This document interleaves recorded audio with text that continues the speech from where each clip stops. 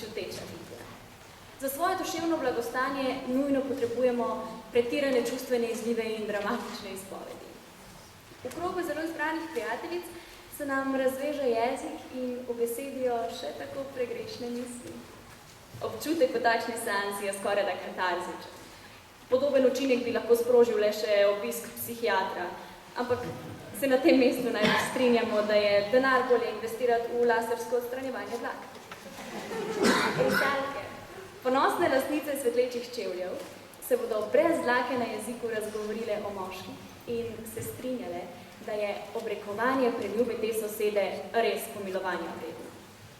Preko čvekanja v 3 dni, pritlehnega obrekovanja, retoričnih vprašanj in nedolžnih opask se bodo sprehodile skozi jagodni izbor tem, ki nam krajšajo odmore v službi, na kavi in še kje.